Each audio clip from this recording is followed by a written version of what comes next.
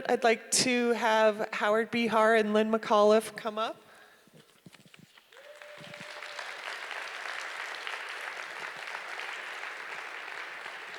I think most of you have heard of Howard. His career spans over 50 years, all in consumer-oriented businesses covering several industries. He retired from Starbucks Coffee after 21 years where he led the domestic business as president of North America and was the founding president of Starbucks International. During his tenure, he participated in the company's growth from 28 stores to over 15,000 stores spanning 5 continents. And Lynne McAuliffe has become my good friend and mentor. She is recently retired dean from Central Wyoming College, where she served for 24 years and was one of the founders of the Teton Leadership Center. She holds a master's degree in leadership studies and is currently operating Matters Most Solutions, a consulting company assisting others to achieve what matters most. And real quick, before they start talking, the other sustainability thing is the program is downloadable. There's QR codes around. We'll have some QR codes up on the screen at some point. There's posters, et cetera. We didn't really print any, but there are longer bios, reading lists, more about the sponsors on that program. So if you have a chance to take a look at that, that'd be great. Hello? There we go. Sue, quick question about the clock. Are we? Chad, quick question about the clock. There we go. There you go. It's kind of intimidating. So, well, full disclosure, I met Howard over 40 years ago when we worked together in a national furniture chain. I was a sales rep just starting out, and I think you were vice president at the time. And he worked at a completely different division than I did. But every birthday, every promotion, every sales award, I would get a handwritten personal note from Howard Behar. And I still have those notes. I've kept them for 40 years. They're in my office at home. And I share that just to emphasize that, you know, as leaders, you never know how you make a difference. You never know who you inspire and what little things matter. Because that has mattered to me, and I've kind of kept track of him all these years because he has certainly been one of those inspirational leaders for me. He's the real deal, you know. He's one of the leaders that has walked the talk his entire career. And so I'm absolutely honored and thrilled to have you here and to have a chance to visit with you tonight. Thanks for remembering me. Absolutely. So how can I forget? So we're going to start off with some easy questions. We'll start with a little bit about your book. He wrote a book called It's Not About the Coffee. It's lessons on putting people first. And so in that book, you talk a lot about knowing who you are and how important that is. So first, will you share a little bit about who you are? Who am I? Well, I'm the son of 2 immigrants. My father was actually born in 1895 and came from Bulgaria as a 15-year-old, left all his family, he never saw his mother, father, or his 8 other brothers and sisters again. He had 1 brother living in Vancouver, and that was the only person out of his family that he saw later in life. And he came to Seattle and worked in the Pike Place Market. I don't know how many have been to the Pike Place Market, but it's a public market in Seattle, and he couldn't speak the language. He spoke Bulgarian and Ladino, which is an offshoot of Spanish. And so he had to go to school to learn the language, and he pushed the cart with produce on it, and over time saved his pennies, nickels, and dimes, and opened up a tiny mom-and-pop grocery store. And that's how we survived. My dad never made more than $18,000 in a year, but we always had food on the table. You know, the vegetables were brown and the fruit was bruised, but I never went hungry. And my mother came from Latvia in 1917 as a 9-year-old. She came from a family of 13 children, and 11 of them made it to the United States, and 3 were killed by Cossacks in Latvia. And so her family was close. Her best friends were her brothers and her sisters. So I had this, opposites where my father had no family, my mother had all the family, and so I was raised, and I was the last born of 3 children. I'm still the baby, and I'm 80 years old. And my sister passed away a few years ago, but she was 14 years older, and my brother is still alive. He's 10 years older. So I grew up in retail. That's what I knew, and it turned out to be what I loved. But what I loved most about retail was it was always about people, and that's what I learned from my dad. So, my life has been serving others, and I didn't realize it at the time where it was going to take me, but over time I wanted to become a conscious, confident, and servant leadership, and I've been working at that for 50 years, and I'm still not there. Well, you talk about, in regard to kind of knowing who you are, to wear one hat. Right. What's that mean? It means the hat you put on in the morning, and I'm not talking about some people, my wife says, Howard, that's great, you can wear one hat, I got to wear 30, I got to do this, I got to do that, but I'm not talking about that kind of hat. I'm talking about the hat that we put on that defines who we are as a human being. It starts with why we're here, goes to what our values are, and how we want to live our life. So it behooves all of us to understand who we are as individuals. And then that's the hat that you wear. I mean, if you get up in the morning, or you wake up in the morning, and you look across the bed and you say, I better put on my significant other or spouse hat, you better be thinking about if that's the right relationship. And if you go to work at Starbucks and you go through the Starbucks door and you say, I better put on my Starbucks hat, you better think about whether it's the right place for you to work. Because in order to have a fulfilling life, and I didn't say happy, but a fulfilling life, you need to be able to wear your hat. But you need to know what your hat is so that you can always defend your hat. And I went through a couple of experiences in my life where I forgot about who I was, or I didn't know well enough, and I wasn't able to express it, and it almost destroyed me. Wow. So, it's one thing for a company to have kind of a clear mission and purpose and values hanging on the wall. But one of the things that I think you're known for, and that we all struggle with, is how do you operationalize that? How do you make those things real? And especially when you think about trying to scale something from 28 stores, I think, when you started, to 15,000 by the time you left. How do you operationalize those? Caring about people first. And those you have to believe it. You have to live it. See, these are not, it's like people talk about cultures and companies, and that's what we're kind of talking about here. Cultures are alive beings. It's not some program du jour that you hire a consultant to come in to help you develop your culture. Every organization has its culture. Your organization, the organization of one, you have an internal culture. You have this board of directors that sits on your shoulders, and they're yapping at you all the time, aren't they? They're trying to influence what you do. And you have to learn to manage that, and you have to learn to lead that, and that's why you have to be aware of who you are. But it's this understanding that it takes repetition.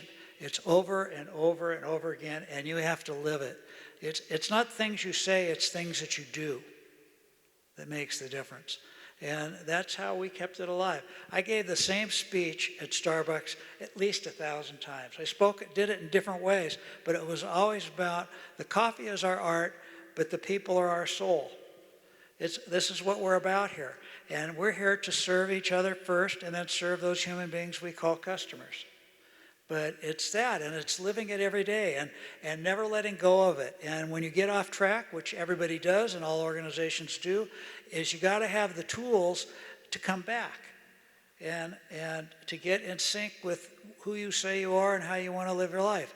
What gets us in trouble in life is when we forget those things, and that's when we lose our way. And that's what gets organizations in trouble. And Starbucks kind of has been going through that a little bit lately. They forgot about who they were, and they didn't do the things they needed to do to help people to understand why we were here and what was really important. So you were the one that launched Starbucks really globally. How does that translate across different cultures globally? That's a great question. I love that. I got the job because I pitched to get the job. I thought, a little backstory. So Howard Schultz, who was kind of the modern day founder of Starbucks, you know, he was a tough guy to work with sometimes. And you know, when I first went there, you know, we would fight like cats and dogs. I mean, screaming matches, right? And you know, and over time we developed a love for each other, and he put up with me, and I put up with him, but you know, as the company grew and things got more successful, he wanted to control more things, and I'm not very good at having somebody else try to control my life or the things that I want to do.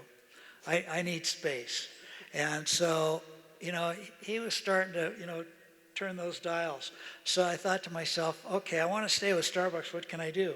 So I made the pitch to take Starbucks outside of North America because I knew he didn't like to travel. So, and so that's exactly what I did. I said, you know, I had no business running that business because I'd been a customer internationally because I'd been in the furniture business, and at Grantor we bought lots of things from Asia and other places in the world, but I never had run anything outside. I'd never been on the sell side outside of North America. But I thought, you know, I can figure this out, and so, because it's always about people, you know, and so I pitched the idea of taking Starbucks outside of North America, and fortunately I was able to convince the board of directors to do it, and I won't go into the whole story, but anyway, here's what I found out. And I kind of believed this before I got there, that we're all the same. I don't care what the color of your skin is, the food you eat, the religions you practice, the cultures you live in, you know, the things you want for yourself, for your family. We're all the same. We all want to be treated with respect and dignity. We all want to love and be loved. We all want to grow as human beings. We all want more for ourselves, for our family. We all want to grow. And those things are universal. And so, you know, our first country outside of North America was Japan. And everybody said, you know, when I pitched that to the board, they said, Japan, that's tea consuming. Well, that wasn't really the truth. They were the fourth largest coffee consuming country in the world. And people didn't understand that, but they were. And so anyway, it was close to Seattle. Our manufacturing plant and distribution center was in Seattle. So I knew I could get a container of coffee to Japan within a week. So I went and I found a partner. We didn't do it on our own. We did it with partners, but they were always joint ventures. So we put up money and they put up money and we did it together. But I'm smart enough to know that I didn't know. And so that partner became critical in our growth outside of all those partners became critical in our growth outside of North America. And our partner in Japan was an incredible partner, a company called Sotheby. And I'm still close with the people from Sotheby today. And they're the ones that really did it. We helped. You know, I was a guide. The first 50 stores, before we chose the real estate, I went and looked at it. I went to Japan once a month for 7 years for our board meetings. And so I needed to stay involved, you know, and I wanted to know what was going on. Not trying to control them because I couldn't. I couldn't speak the language, but we figured out how to communicate. And the way I found best to communicate is to listen. And I couldn't understand the language, so I had to have interpreters. But listening isn't just about with your ears. You know, listening is with your eyes and with those little antennae that we all have that we can't see. You know how you can feel it when you go home at night? And you don't have to ask your wife or your husband or your significant other how their day was, right? You walk in the house and you know it, right? And that's what those little antennae are. And so I have really good antennae, and so I listened. Without understanding Japanese, I could listen and tell where they were and what was going on. And so I just took Howard internationally, and I took what we knew and I allowed people to change it.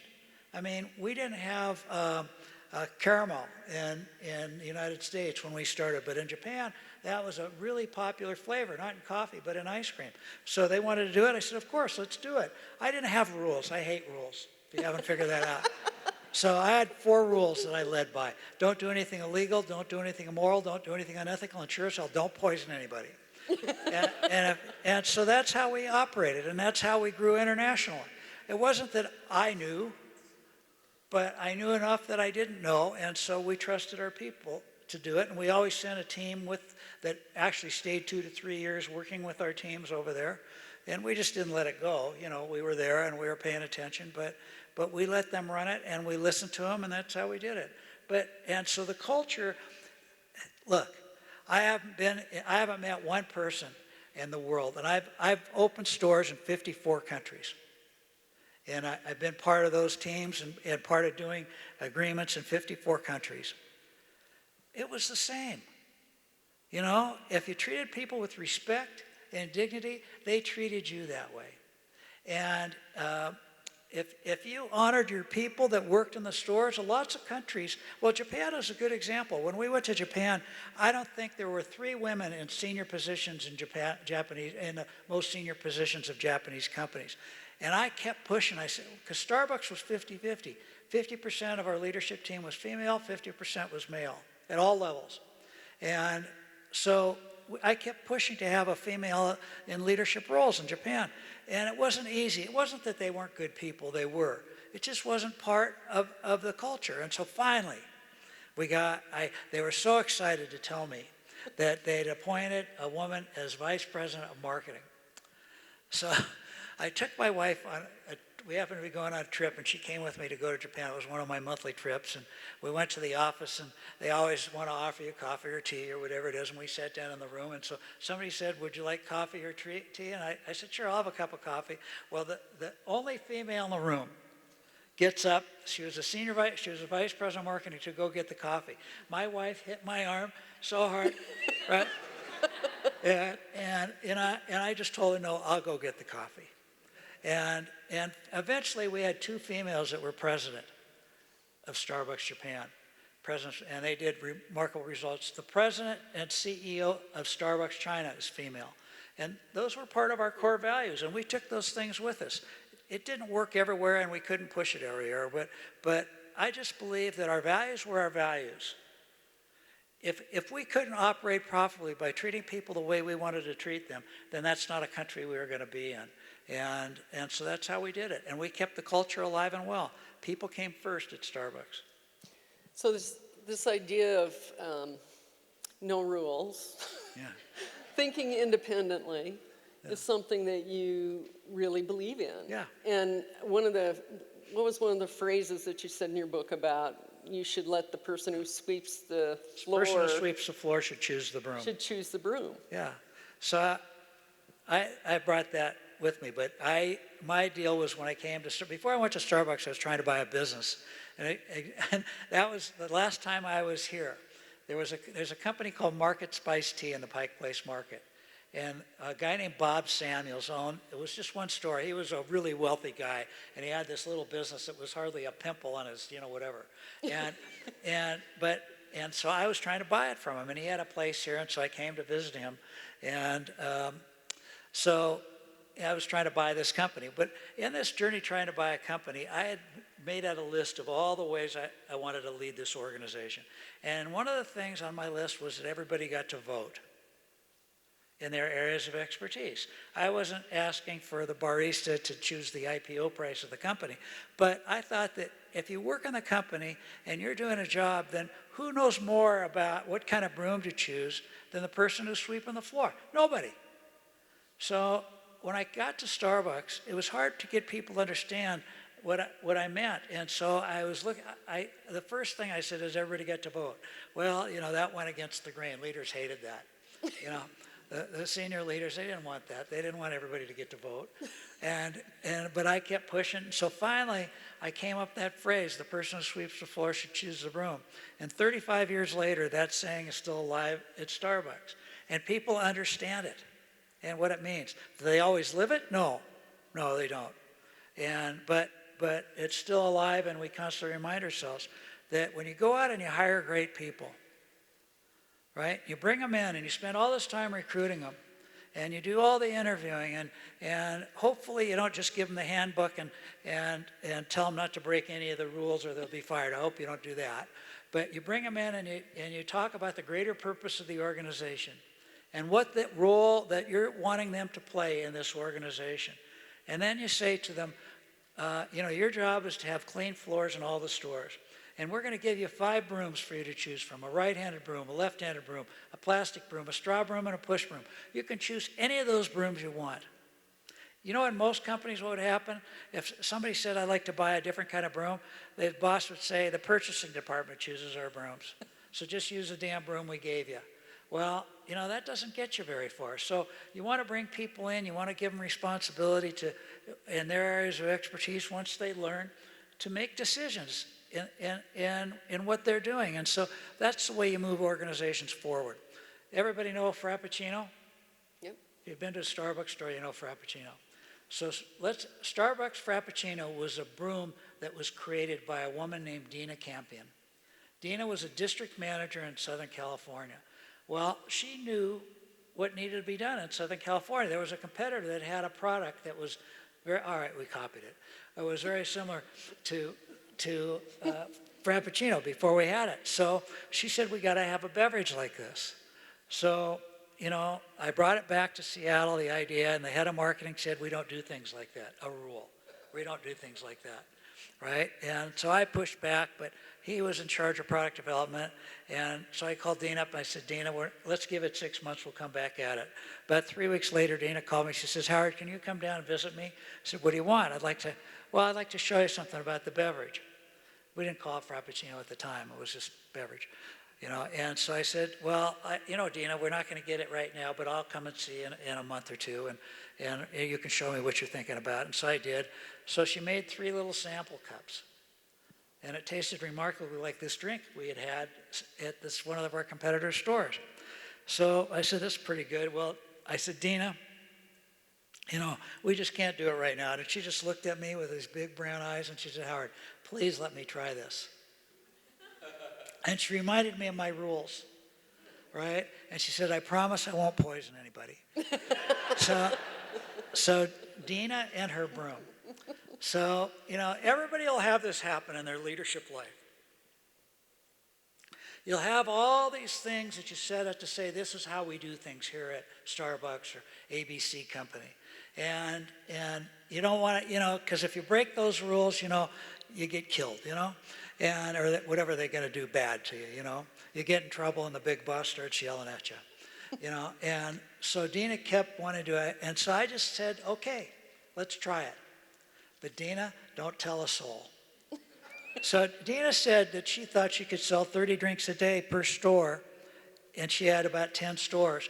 Well, and I knew the price of the drink was, you know, about $3 at the time. You know, those days are long gone. And although I don't have a college degree, I was really good at retail numbers. So I multiplied it out. I said, this could lift sales by about 10%. And I thought, that's pretty good. So I said, okay, you can try it. And every night I want you to call me and tell me how sales are, because if they're not doing too well, we're going to get rid of it. We're going to dodge this bullet right away. And so first week, I'm getting the calls and I'm blown away, right? It's about 50 drinks a day per store. The second week, 70 drinks a day per store. I'm thinking to myself, Howard, you are a genius.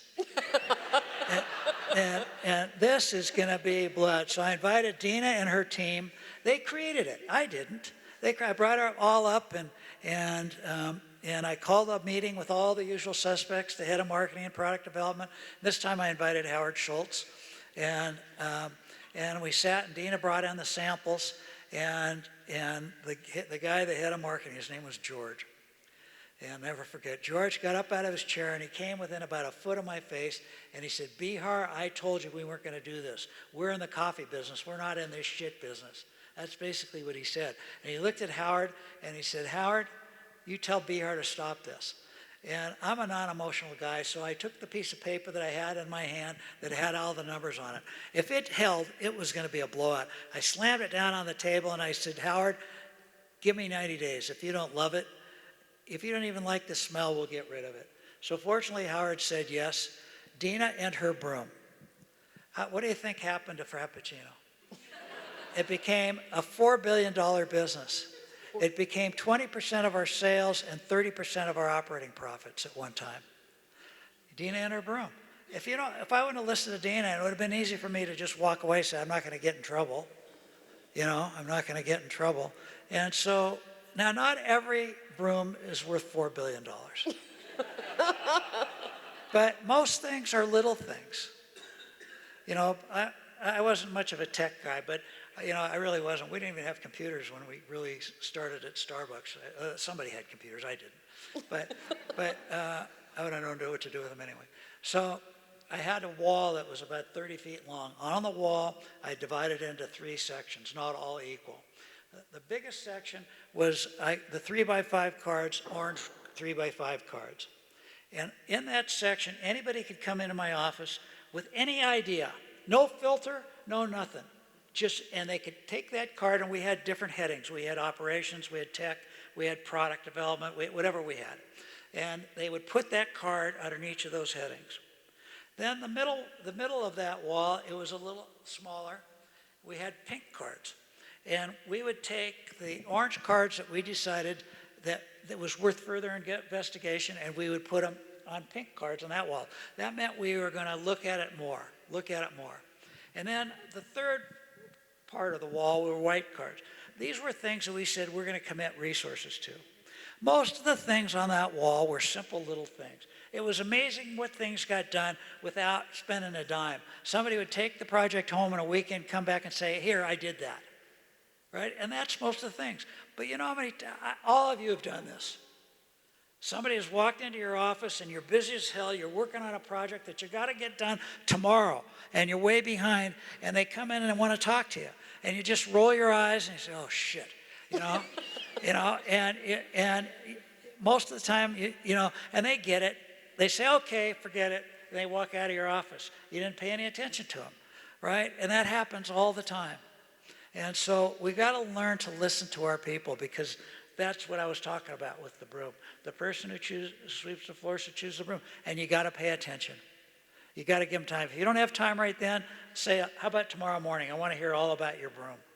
Yeah. And that's where that came from. It's amazing how many great things happen at Starbucks because of that. So in the book, you also talk a lot about building trust and being accountable and listening. And you say listening for truth. Well, all of those things seem to have honesty really at the core. Right? So without getting too political, we all seem to be a little confused today about what truth is.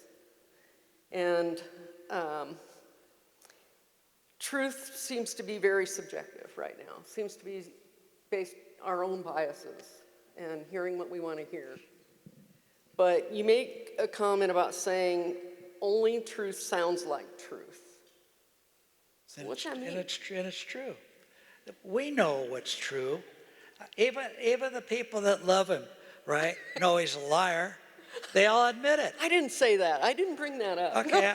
No, I'm kidding. I know this is a Republican state, so all right, fine. So I'm an independent, but he lies when the truth would serve him better.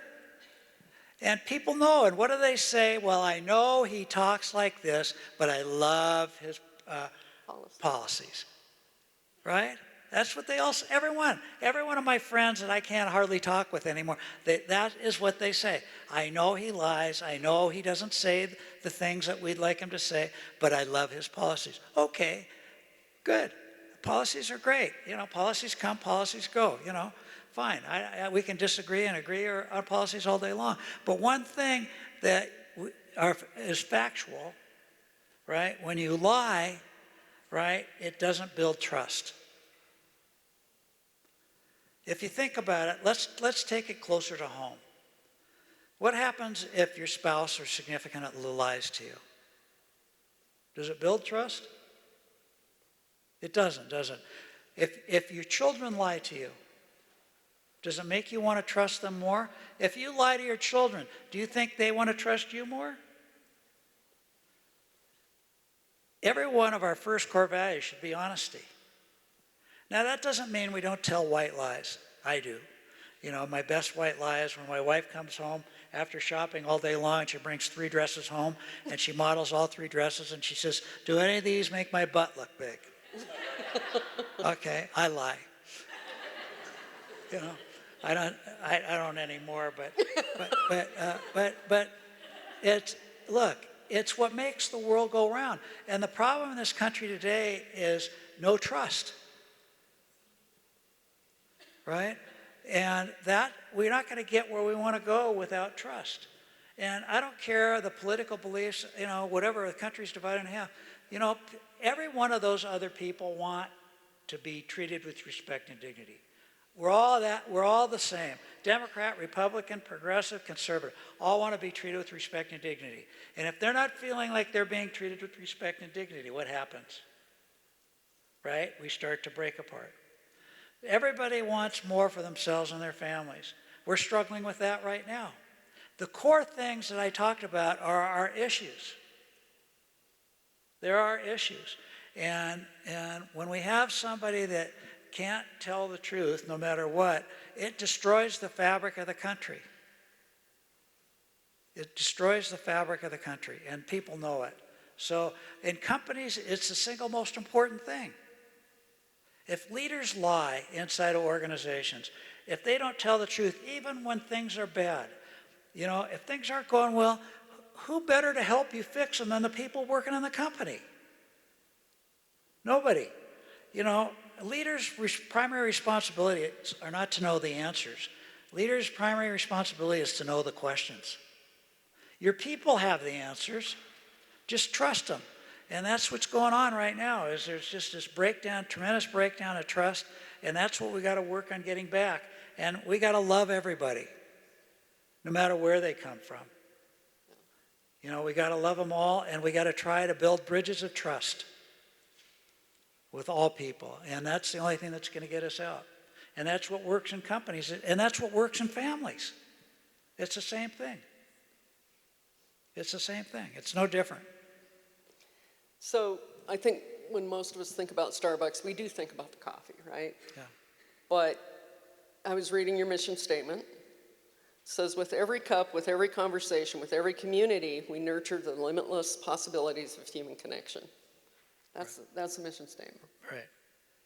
And that really is at the heart of what Starbucks was all about. Yeah. It was creating human connection, Yeah. finding a place where people can hang out and talk. And Our BHAG, you know what a BHAG is? Everybody read Jim Collins' books, Good to Great or Built to Last? And in his books, he talks about a BHAG, a big, hairy, audacious goal. And what that means, it's something that you try to achieve that you may never quite get to. It's always pulling you towards it like this giant magnet, but you never quite get to perfection. And our BHAG went like this. We wanted to be one of the most well-known and respected organizations in the world, to be one of the most well-known and respected organizations in the world, known for nurturing and inspiring the human spirit. We did that when we had 200 stores because we'd kind of lost our way. And Jim Collins, who was still a professor at Stanford, came in to help us. And, we were trying to find the words that expressed who we were, that was bigger than selling a cup of coffee. Doesn't say a word about how much money we're going to make. I didn't say a word how many stores we're going to have, but who we were as human beings. And that has driven us ever since. And I loved it so much. When I saw those words, and you know who created those words? The people of Starbucks. It didn't come from the chairman of the board or all the officers. It came from the baristas, the store managers, the district managers, and some of the officers. And it took us a few months to get it. But when we finally got it, we knew it was right. And I knew it was right for me, and I plagiarized it. I made it my own. So it's my mission. Every day I want to nurture and inspire the human spirit, beginning with myself first and then for others. And that's how I live my life. That's the most important thing for me. And then I have my core values. I have 8 core values, and I define those values. And then I have my 6 Ps, how I lead my life. And that's how I do it. And that's critical. And so we drove that home at Starbucks. Did we always live up to it? No. No, we did not. And but we always had something to go back to latch onto. And we always could say, remember what we say we are, and we're not acting that way? How do we get back to acting that way? And that's what's going on right now. A new CEO coming in, and I had lunch with him day before yesterday, and he gets it. wow. So I'm excited about it. So would you mind sharing a little bit about what happened in 1997 in Georgetown? Oh. Part of leadership is dealing with crisis, right? Right. It's dealing with those challenges that come up. And for those that maybe don't know, for maybe those that don't know, 3 employees of Starbucks were brutally murdered in a robbery attempt. And I'll let you kind of share what the company's response was to that. Yeah, well, I get a call at 3 o'clock in the morning my time, 6 o'clock Washington, D.C. time. It was in Georgetown, Washington, D.C. area. And I get a call from the regional vice president, and he said, Howard, we've had a catastrophe. We've had a disaster. I'm thinking a flood, a fire, I'm thinking the usual stuff. And he said, Howard, 3 of our people were murdered last night. And it came up out of my bed like a rocket ship. And I said, what happened? And so he quickly told me the story. And what had happened was that we had these, how you close a store. You never go lock the front door without one person being at the front door and one person going around the store looking in the bathrooms in the back room. Right? And they didn't do it this night. And somebody was hiding in one of the bathrooms, and he came out with a gun, and he asked them to open the safe, and they couldn't open the safe. They had some money in the cash register, and they were afraid, and the guy shot all 3 and killed all 3. A 24-year-old store manager, a 21-year-old barista, and a 17-year-old barista. It was his first job, his first week on the job. So, for the company, it was a disaster. Howard Schultz, fortunately, was in New York, and I called him up right away, and I said, Howard, you got to get to Washington, D.C. Here's what's happened. We need to get you there. We'll get a team there, but you got to get there right away because we need leadership there.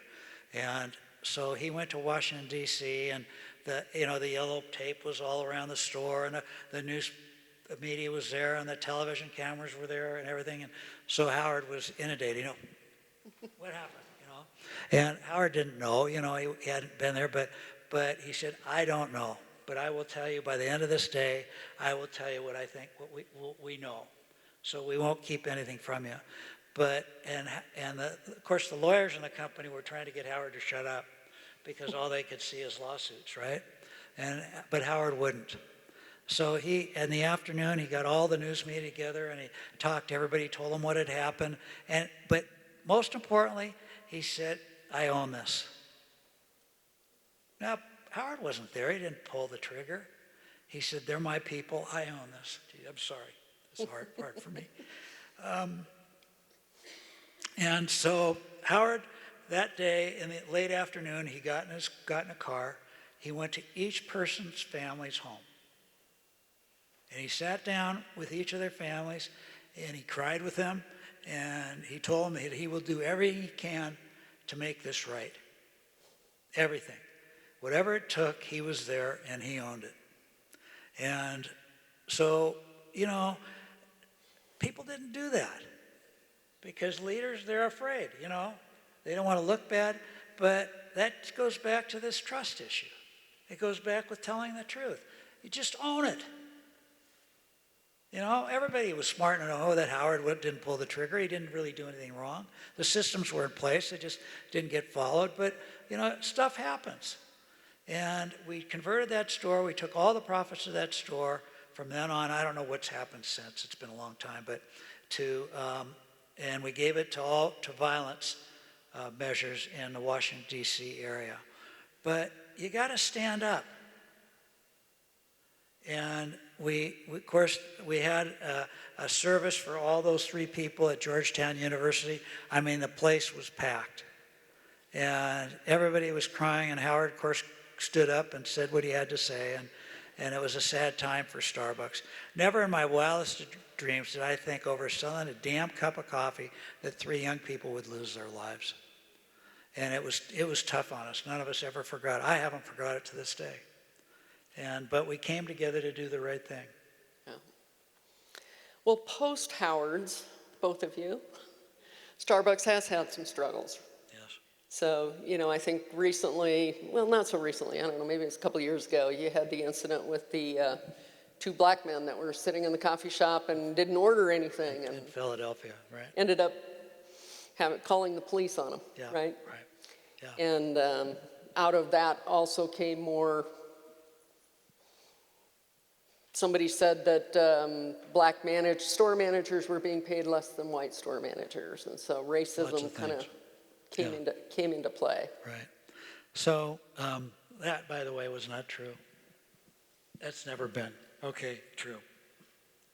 And we were really good at looking at all that. But what happened was 2 black men came in. They were going to have a meeting with one of their friends in the real estate business. And so one of them asked to go to the bathroom. And for some reason, we never had any rules. In those days, anybody could go to the bathroom, right? Which has been problematic, but anybody could go to the bathroom. And so the store manager said, I'm sorry, sir, you can't, unless you buy something, you can't use the bathroom.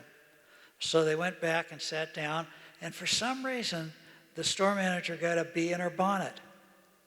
And she went up and told them that they had to leave. You could go into Starbucks and sit and never order a cup of coffee and not have to leave. For some reason, she did this. And so then wouldn't leave, so she calls the police. Well, cameras, everybody's got a cell phone.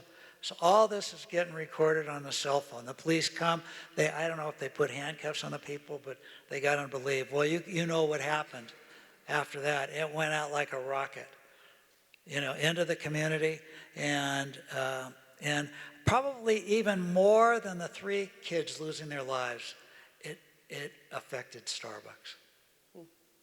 Because it went counter to everything we believed in, everything that mattered to us, it went counter.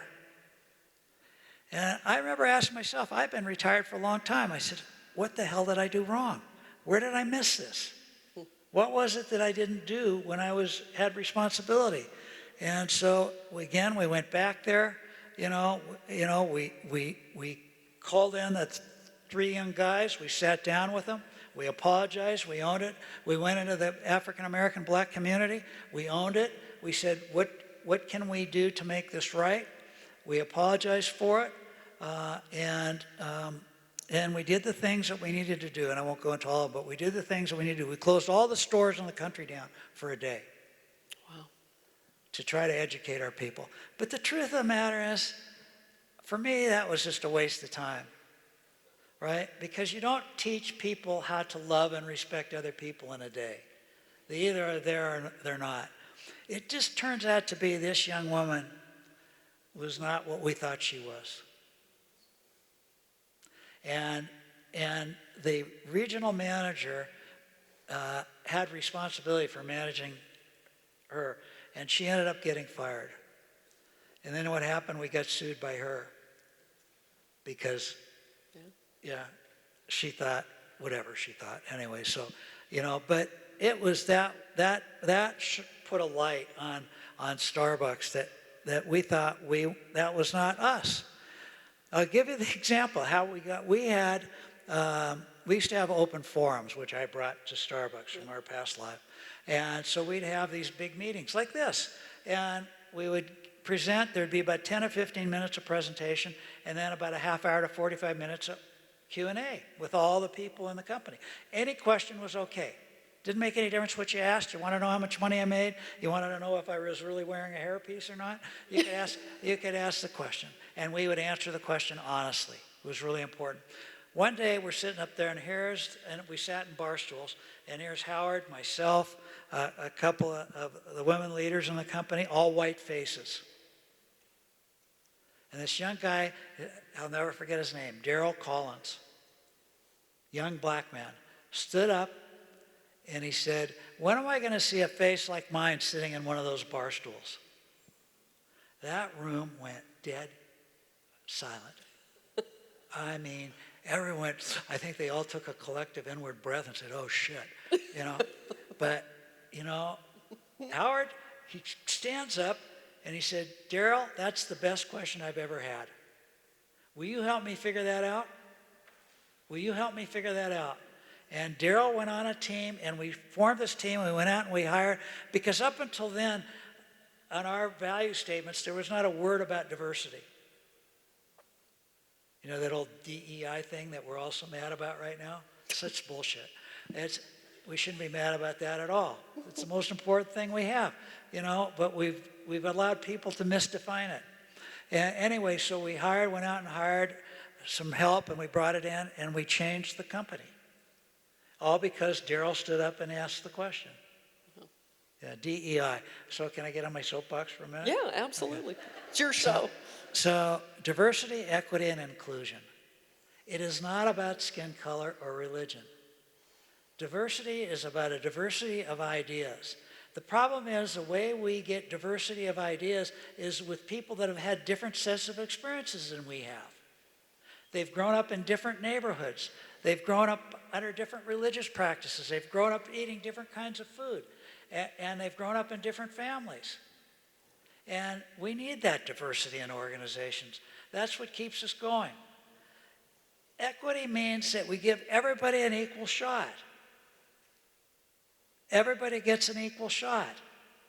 And if they're capable of doing the job, that means that even though they have a different skin color or they're a different gender, they get a shot.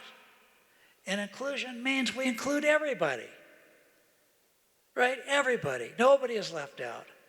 And I think the problem is people have been allowed to define it totally in a different way than what it really is. And it's such a shame because we need it. Yeah. Right? I mean, even Trump knows it. He calls them black jobs, right? See? Right? Yeah. He understands diversity, right? Anyway, did I go too far on that one? No. Okay. So I want to, we're getting close. I had other questions, but I want to hear from you guys. So questions for Howard? Stand up and tell us your question. I bet we can hear you. Okay, nothing's off limits. You can ask anything you want.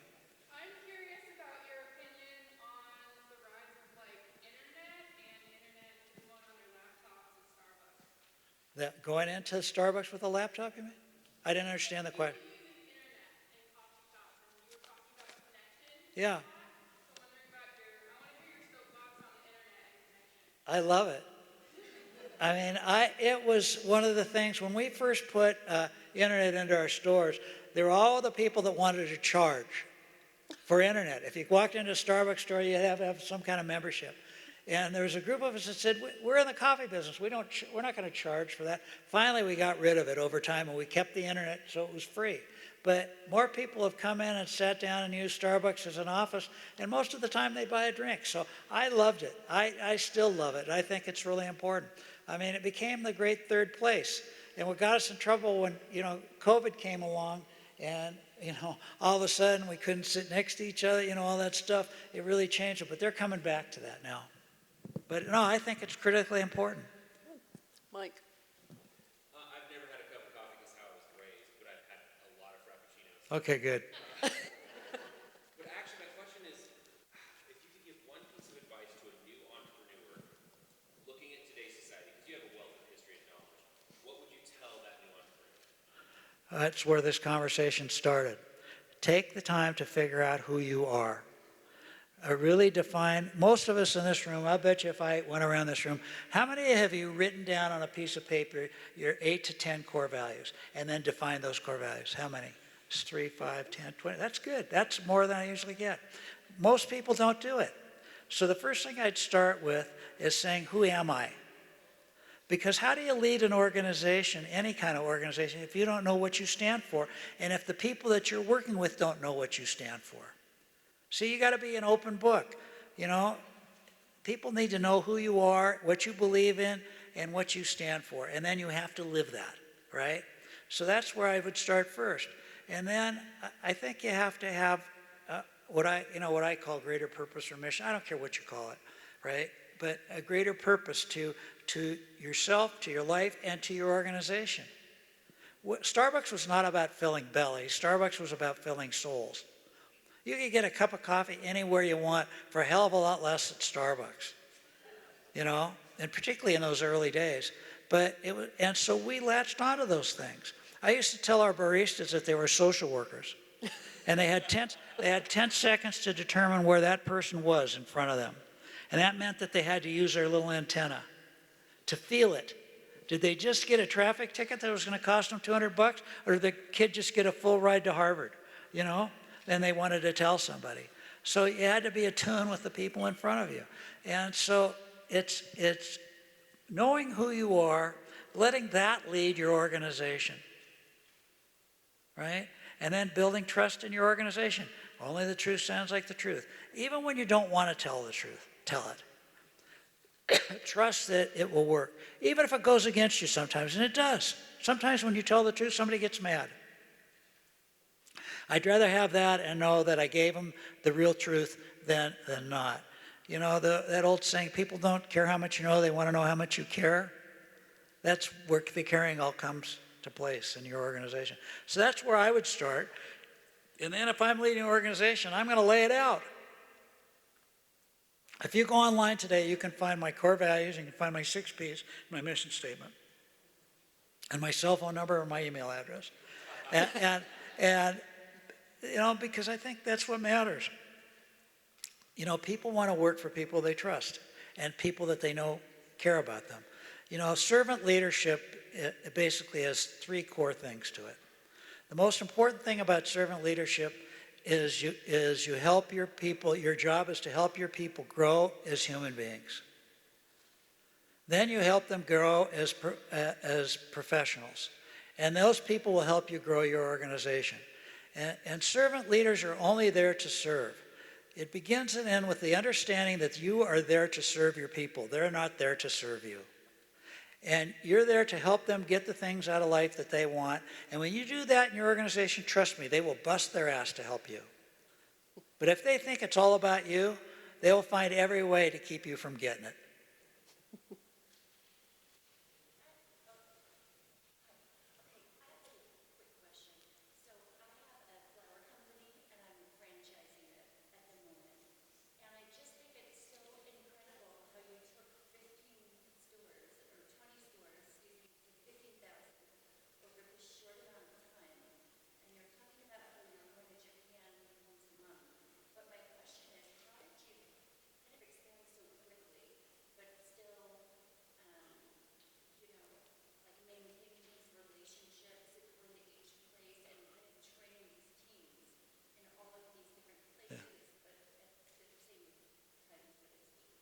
Well, pretty much all of Starbucks stores were company owned, even in the joint ventures. So they were owned by the company. We had part ownership and everything. There's a few things that we didn't have ownership in airports where we would do a licensing agreement, but we never did franchising. And we didn't because we didn't think it fit us. And we wanted our values to be lived. And so we didn't want to have to deal with a franchisee that was just there to make money. And it's one of the issues with franchising is that people that buy franchises, they're trying to make a living and a job. And so there's a built-in conflict between the franchisor and the franchisee sometimes. So we didn't do that. But we never tried to train our people because I don't believe in training. You train pets. You educate and develop human beings. Right? And that's what we wanted to do, was educate and develop our people. And the single most thing we wanted them to learn, it was the people that mattered. It was almost impossible to get fired at Starbucks if you missed your numbers. It was easy to get fired at Starbucks if you messed with the people. I don't care what level you were at. Now, we didn't always smell it, and we didn't always find it, quickly, but if you messed with the people, it was a way out the door. We'd try to help and coach you, but if you couldn't treat your people well, you didn't belong at Starbucks. Over here? Yeah. Well, first of all, thank you so much. My name's Brian. I've been a Starbucks patron since literally day one, and I've paid for those Wi-Fi memberships there. I paid for the coffee, and I invested early in Starbucks on a regular basis in the 90s, and I read both of the other Howard's books. I plan to read your book. Mine's a better book, trust me.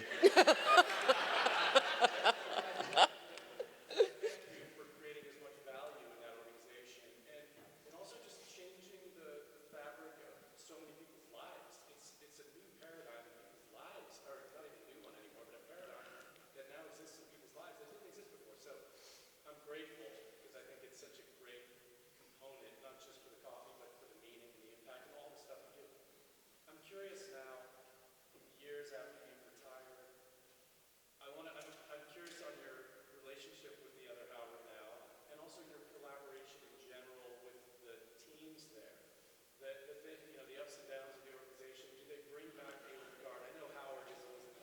Yeah, he always wants to come back. But- yeah. Well, I don't talk to Howard very much. We kind of run in different circles, but I do talk to him, and we share same feelings about the organization. You know, I'm surprised you didn't ask about the union thing, because it kind of, when you think about Starbucks getting a union, it kind of goes counter to all the things that I'm talking about. I would think that, you know, you would think that, and I'll tell you about it. So, COVID had a tremendous impact on Starbucks because the leadership didn't know what to do. And they got caught doing the wrong things all the time. Should we have the stores open? Should we not have the stores open? So the baristas didn't want to go to work. We actually let everybody, if people didn't want to go to work, we would pay them for 3 months, give them their health insurance, and they didn't have to go to work. We thought it was going to be over in 3 months, you know. And so during that time, we made one mistake after mistake after mistake after mistake, and we broke trust with our people. And there was a group of people on the East Coast. It was kind of an inside job. The Service Employees Union had somebody in, but we owned it anyway because she wouldn't have been able to make it happen if not for the mistakes that we made. And so that we broke trust with them, and they said they felt they needed somebody else to represent them. And so, you know, when you do that, you know, you pay the price. And so, you know, my feeling about it is if every Starbucks store was unionized tomorrow, Starbucks would still survive. It'd go on. It would change kind of the nature of the business a little bit because it changes the speed at which you can change things. It changes the kind of communications that you can have, but we would still survive. Now, I hope that doesn't happen, but the only way that's not going to happen is if we regain trust. And if we do the things that we've always said that we would do and live by our values. Thank you for your kind words. We made a lot of mistakes along the way. We blew it a lot of times, but we always had a place to come back to. It goes back to your question about values or about what a leader needs to do. Whatever your values are, just live them. I don't care what it costs you. If you say you care about people, then caring means that you do it even when it costs you time and money. You know, whenever you hear a leader say people are our most important asset, raise your hand. People are not assets. Trucks, computers, buildings are assets. If you go and you put the key in the truck and you turn it on, the truck usually always starts as long as you take care of it. With people, you never know what you're going to get. You know, you're always getting a little more, a little less, and that's got to be okay. It's not a perfect world. You know, it's not, people make mistakes. People have sickness in their families. They come in and they're dealing with things that you don't have any idea what they're dealing with. And you've got to learn to be able to deal with that. And so it's thank you for that. I wish we lived up to all the things you said. We didn't, but I'm proud of Starbucks and I'm proud of what we did. Go ahead, right behind you. Yeah.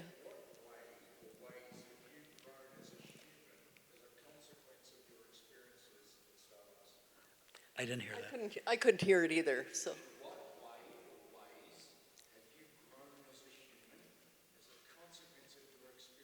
Oh, what ways have I grown as a human? What ways have I grown as a human because of my experiences at Starbucks? I think the understanding that, this complete understanding that we're all the same, and that you can be 100% honest, you can do the right thing, and you can make money if that's what you want to do. The most important thing I learned is that it's can't be a reason for existence. You do the thing, you become a servant leader not because it's going to make you more money or give you fame. You become and live by servant leadership because it's how you want to live your life. You see, servant leadership isn't a leadership model, it's a life model. And so, you know, because Starbucks has been so successful, I'm able to preach this. And I know that it works. I know that it works. I know when you treat people well, you got the best chance of running a successful organization. And when you don't, you don't. You want a great example of this? Okay, a company that we all know about, Microsoft. Okay, Bill Gates and Steve Ballmer, smart guys, really smart guys. But they were assholes, excuse the expression, right? If you came into Bill Gates' office and you had an idea that he didn't like, he'd yell at you and tell you, stupid, get out of my office. Honest to God, that's what he would do. And that company went flat, didn't it? For, I don't know, 10 to 15 years. So finally, Bill leaves and Ballmer leaves first, and Ballmer was the same way, yeller screamer. And so finally, both of them leave, and the guy, I forget his name now. Yeah. He comes in, a guy that works at Microsoft. And people didn't want to work at Microsoft anymore because they didn't want to live like that. And so what happens, he comes in and he says, the single most important skill any leader needs to have is empathy. The single most important skill any leader needs to have is empathy. He totally changes the company. And now people want to work at Microsoft again. And Microsoft stock is through the roof. All because of how he said we're going to treat people.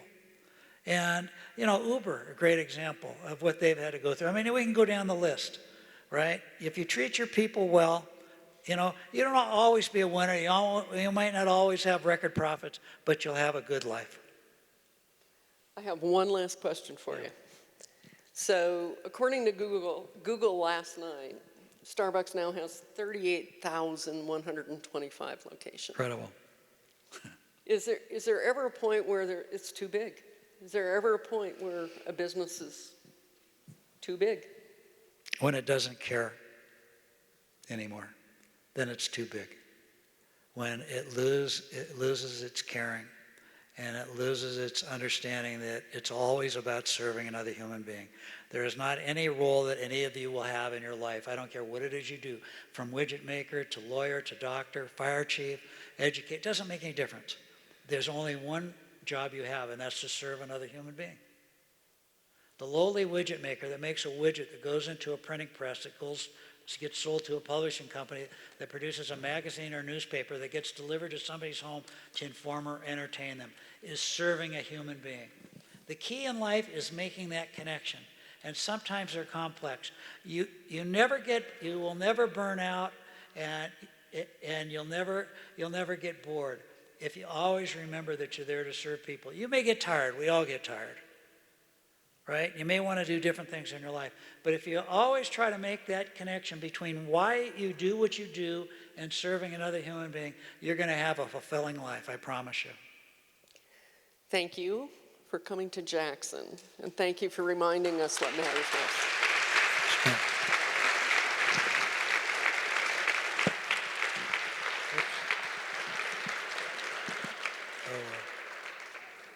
I stuck this. Thank you. We're going to take a quick 10-minute break. Seriously quick, though. And we'll meet back here for Dr. Vivian Ming. I'm not going to get shot, am I? There's not.